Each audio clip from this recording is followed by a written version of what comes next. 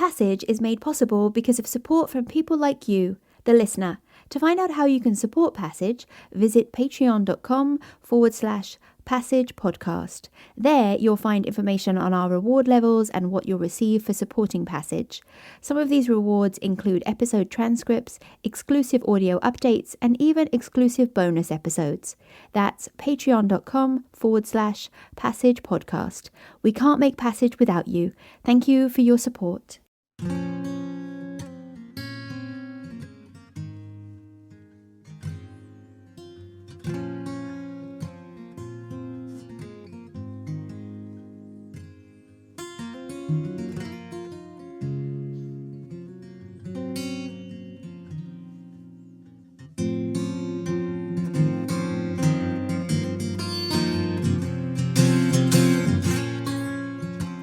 Hi, Daisy Bonham here.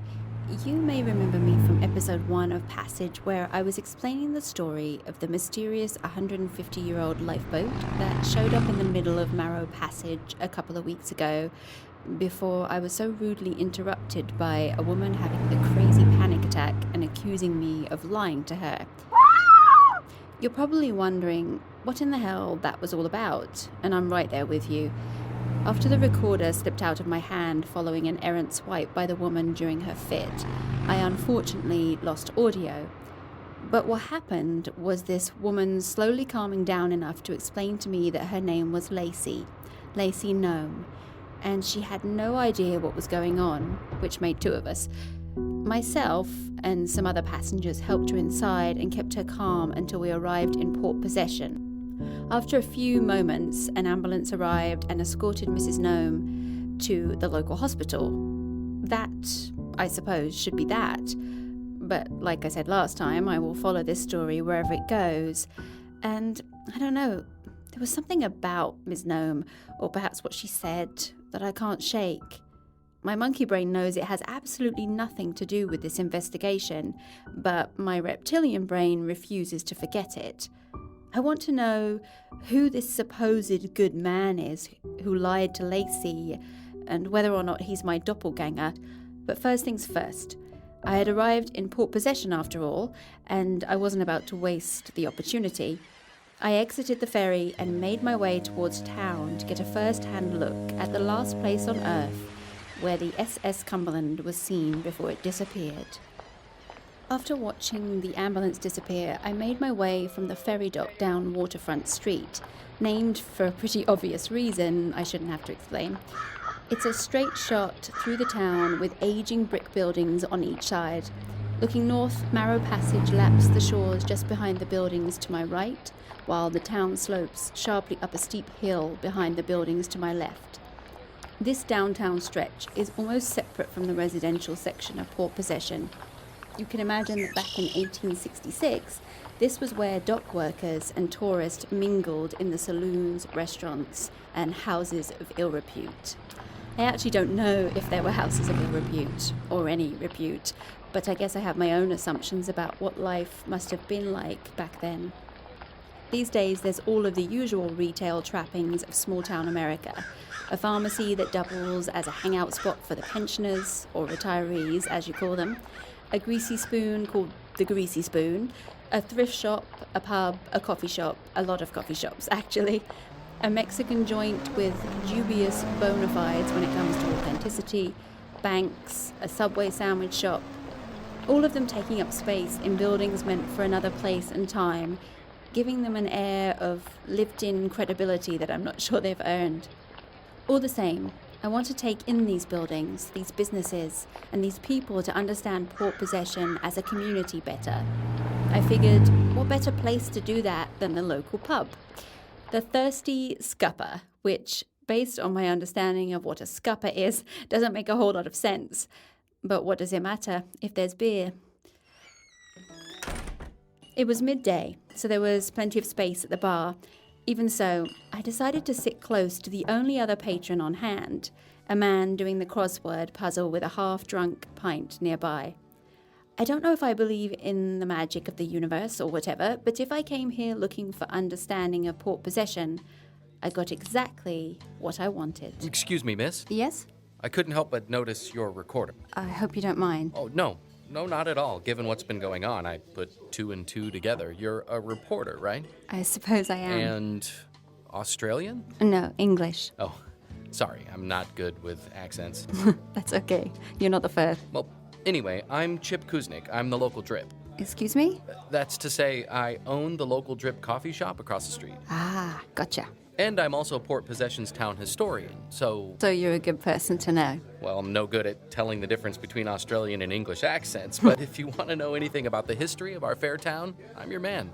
Do you know what happened to the Cumberland? Except that. That's the only thing I don't know. You and everyone else. That's right. Chip Kuznick looks about 40, kind eyes, birthmark just to the left of his nose. He's got hair so black you just know it must be dyed, probably went prematurely grey. I guess when you're a big shot like the town historian, you gotta keep up appearances. I followed Chip back to his coffee shop where he made me a pretty decent cappuccino and started telling me, well, everything. He talks about Port Possession before it was Port Possession. It was known as Setsuba by the Sconomish tribe, who considered the land that would become Port Possession as their home. They'd travel all over the peninsula, sometimes for fishing, sometimes to go to war, but they'd always come back here. Sconomish legends said this area was sacred because of the way the two bodies of water met out at the end of town. The strait, bringing in the ocean current, and the passage. They believed the spirits of the water were in a never-ending battle at that point over by the edge of town. I guess that battle's still raging. He talked about how Port Possession was settled. So J.W. de Bruin shows up with his timber conglomerate in 1862 and realizes not only is this an untapped territory for logging, but it's also a prime location to establish the port that all trade will move in and out of. So he sets up shop and forms an uneasy treaty with the Sconomish tribe. Now, at this time, they're led by a chief named Shuktak. It's S''HOU-TAK. The terms, as far as we understand them today, were more favorable to de Bruin's interests, to say the least. He gave them some fishing rights, but wanted most of their land. Shuktak didn't appreciate the terms. De Bruin and his men refused to leave, and that's how we got the Possession War. Wait, there was a war? There were a lot of wars back then. You don't hear too much about them these days because we were almost always the bad guys, and, well, we don't like to see ourselves that way. Anyway, the reason it's considered a war and not, say, a skirmish or a misunderstanding is because a whole slew of local tribes joined the Sconomish in the fight.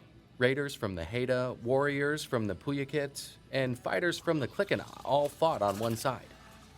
Local militias, with a little help from the United States military, on the other side. But, to be honest, it was really more of a series of skirmishes than a war. Love that word. Skirmishes. Great word. Isn't it? The whole thing lasted about 9 months. There were deaths on both sides, including a young soldier mistakenly killed by what they said was a bullet, shot by Shuktak himself. Regardless, the whole thing ended in, November 1863.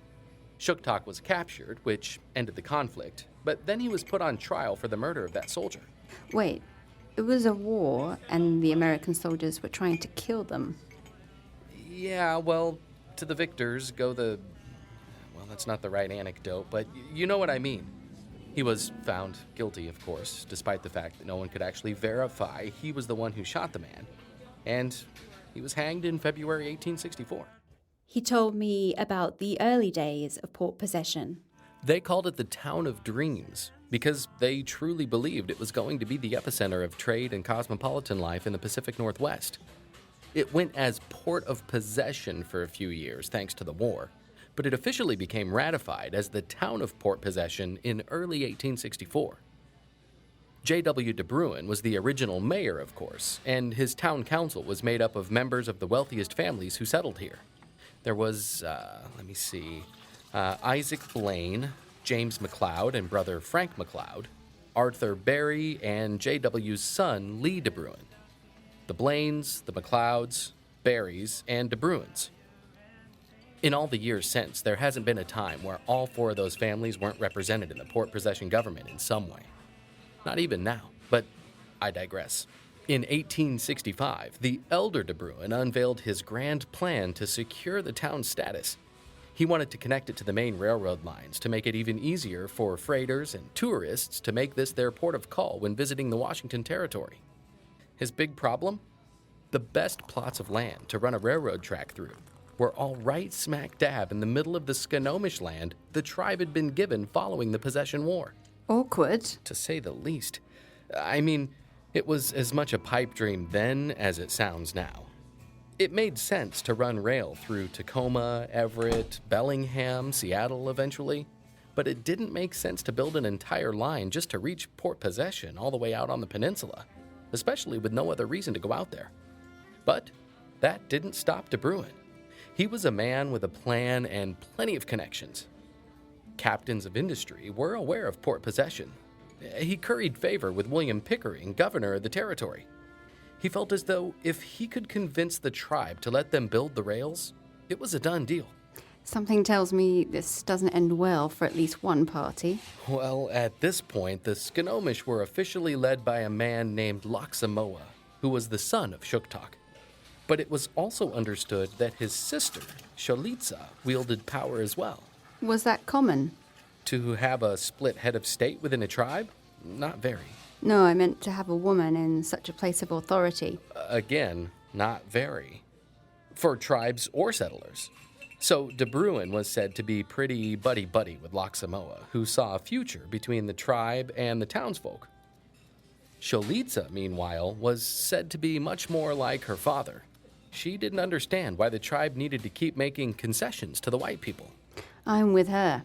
Well, that's all well and good now, but back then, Loxamoa won out. He and de Bruin shook hands, and the railroad was going to come through Port Possession. But there is no railroad through Port Possession. That's correct. What happened? The Cumberland happened. They didn't build Washington railroads because a boat went missing. When the Cumberland went missing, it was a PR nightmare for Port Possession. Not that they had PR back then. All eyes were on this backwoods town that had sent the ship and all of its passengers to their doom. It became bad luck to stop in Port Possession before heading out to sea.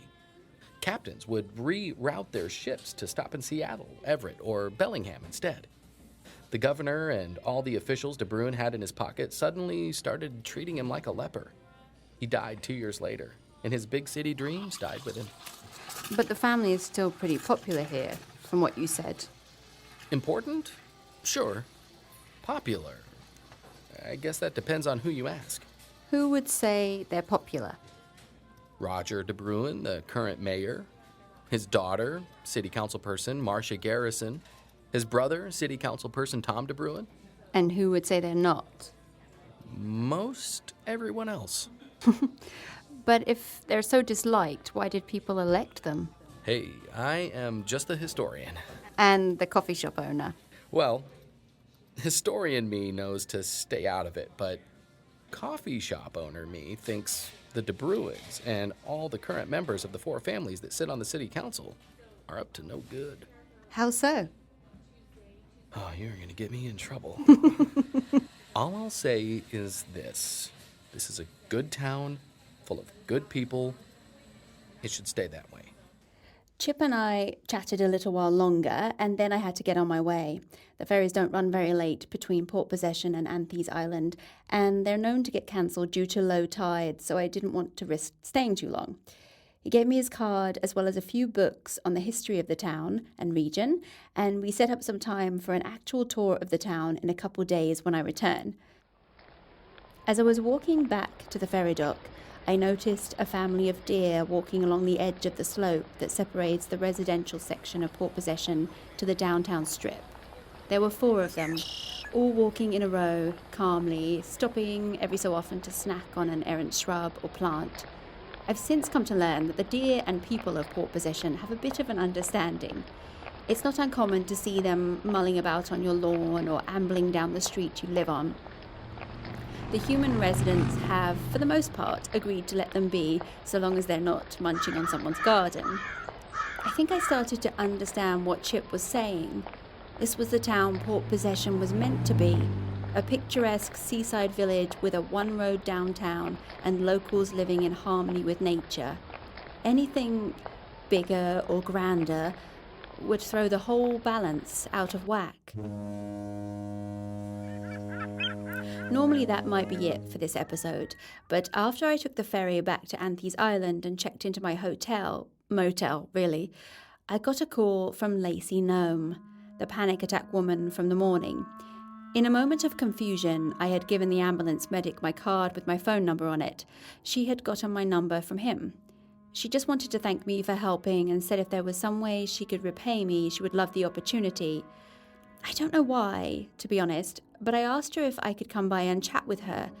Like I said in the last episode, I follow the story as it comes to me, and if someone lobs me an offer, I'm going to take it. She said, of course. She was still on some pretty good painkillers, so we decided it made sense for me to be the one to operate heavy machinery and visit her at her home in the morning. Tired as hell, I hung up and went right to sleep.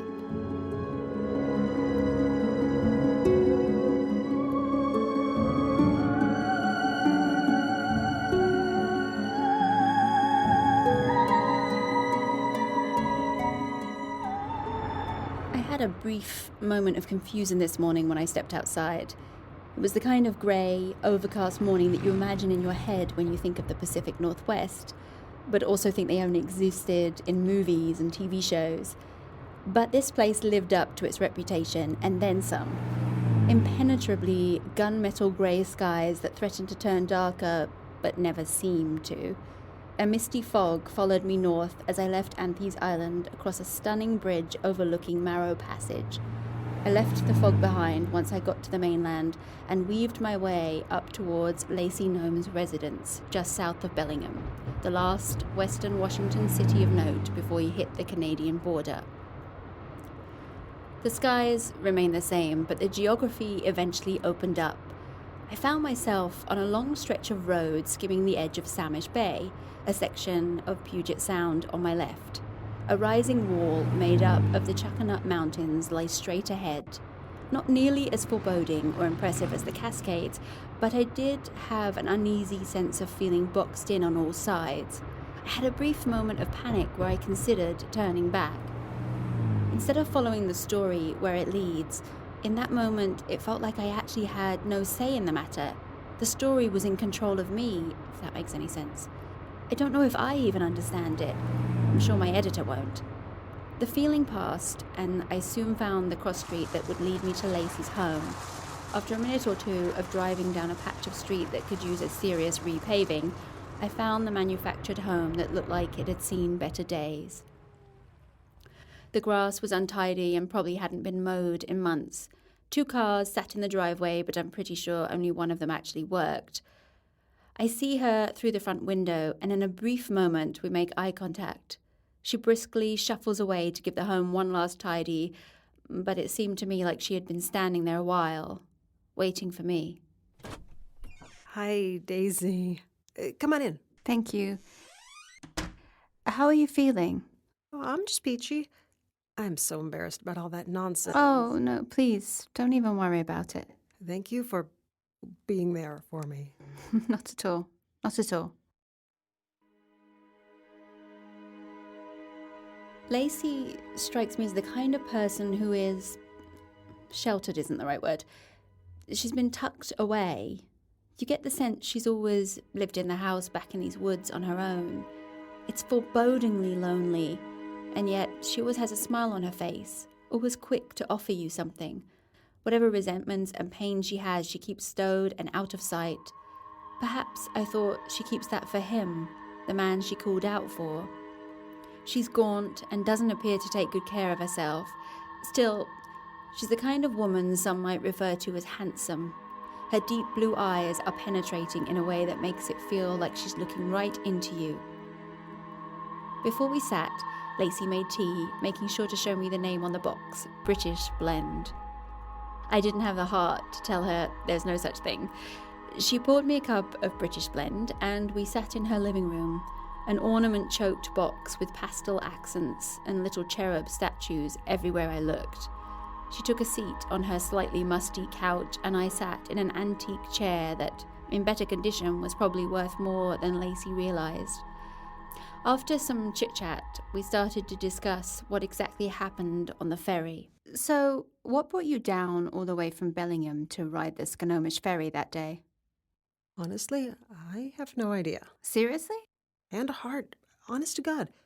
I grew up here, lived my whole life here, and hell, if I've ever been to Port Possession once in my life. I think I've only gone down to Anthony's Island a handful of times. Mostly secondhand shopping. They have tons of thrift stores. Must be all the old people living there. So, you weren't going to Port Possession that day? Oh, I was going there all right. But I swear I couldn't really explain why. I woke up that morning, I did my usual routine. Coffee, 2 eggs, 2 slices of toast with butter, crossword puzzle. Almost solved the whole thing, but I couldn't get one answer. Do you remember what it was? Stubborn stain to be removed. 9 letters, third letter S, last letter E. Obstinate? Oh, shit. Where were you when I needed you? Anyway, I hopped in the shower to get ready for work. Work? You were supposed to be at work? I was. So much so that they considered my unexplained absence a good reason to let me know my services were no longer required at the Chuckanut Cooperative Food Market. I've been there almost a whole year, and just like that, I mean, sure, I was late a few times, and maybe I was a little liberal with the employee discount, but geez. I'm sorry to hear that. Story of my life, sweetheart. Lacey went on to give me the Cliff Notes version of her life up until now. Born and raised in Whatcom County, Washington. Dad left when she was too young to remember. All the men who tried to replace him were names and faces she wishes she could forget. She has an older brother who got caught up with the wrong crowd, moved to San Francisco 20 years ago. She hasn't heard from him since. She's too scared to Google him. I did later on and couldn't find anything of note. Attended the local college for 2 years but gave it up for the wrong guy. She's bounced from job to job since. Her mum passed away when she was 25, leaving her this home and its mortgage and not much else. She wasn't kidding about the trip to Port Possession being out of character. The furthest she's ever travelled is Seattle, which she refers to as the big city. Doesn't have a passport, so she's never been to Canada, even though it's a 45-minute drive away. So close that for her job, she had to know the exchange rate each day for when Canadian tourists paid with 2 knees, the $2 coin instead of dead presidents. So what exactly happened on the ferry? The panic attack? Oh, Lord. Well, that was just... As soon as I go on board, I feel off. Uncomfortable in my own skin. Uncomfortable being around other people.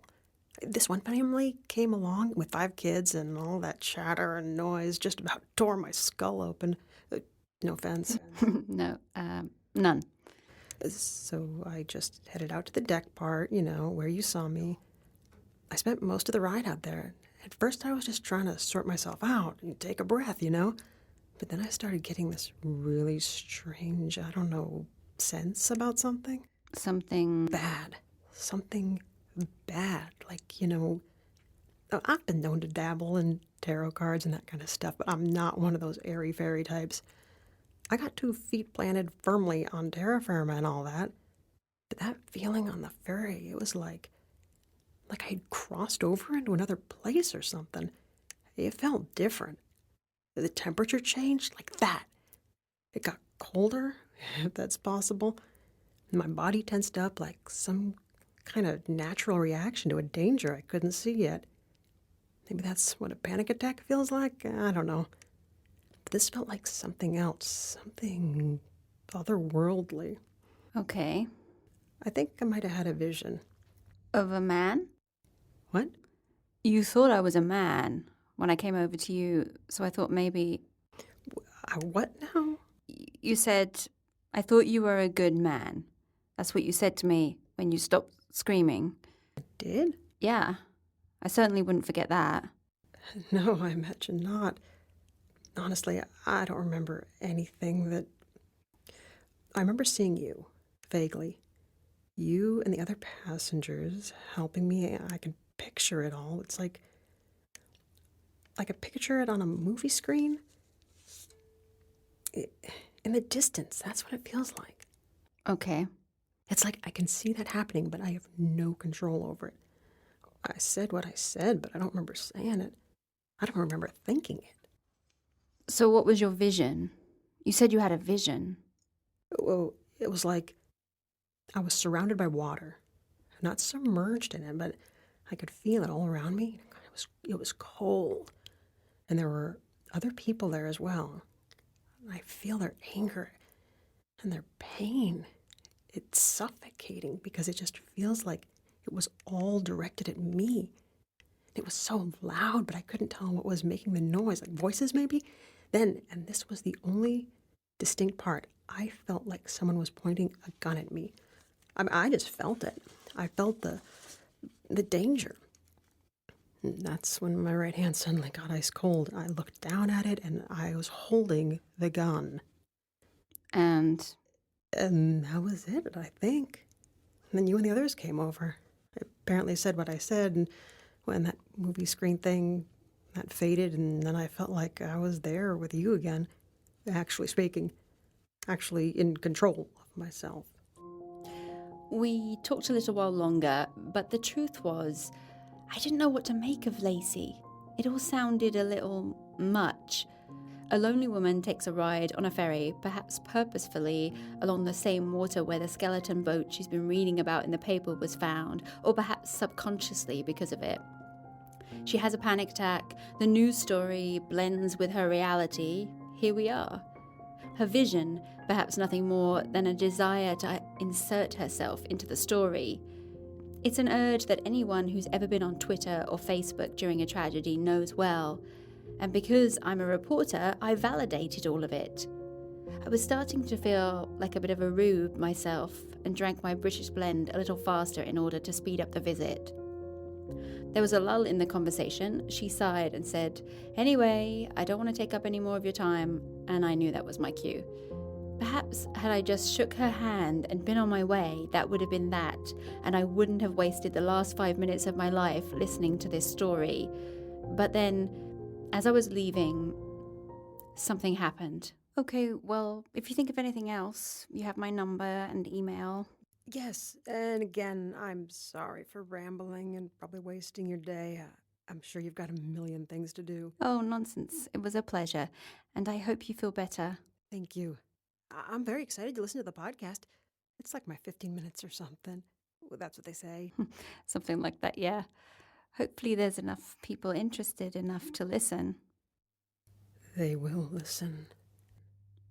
I hope so. They will listen if you speak. Right. I'm sorry. Are you... You Hey, must do this let for go. me. You must do this, Roger. If you love me, you will tell him. You will warn him so that he can tell others. It is the only way to stop this. You are a good man, Roger Margarine. Do this for me. Let go of me! Oh, what? Oh my God. What happened? What the hell is wrong with you, lady? Daisy. Oh my. I'm sorry. I don't know what just happened.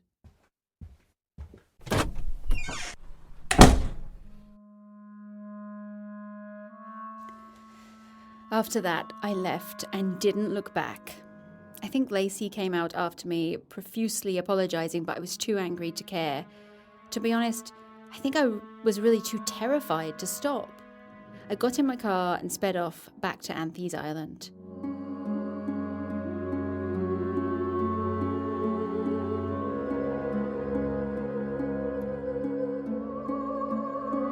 So, what was all that? All part of the act? I feel like an idiot, like I'm getting duped. No, I'm getting duped, and continue to let the duping go on by including it in this podcast. But it's my own fault. I made the ground rules, I have to live by them. Lacey has called numerous times since that meeting yesterday, but I haven't picked up. She certainly seems authentic in her messages. That, or she's a much better actress than I give her credit for. Either way, the whole thing has left me feeling uneasy. Best to focus on the boat that brought us here and the mystery I'm here to solve. In the next episode, that's what we'll do.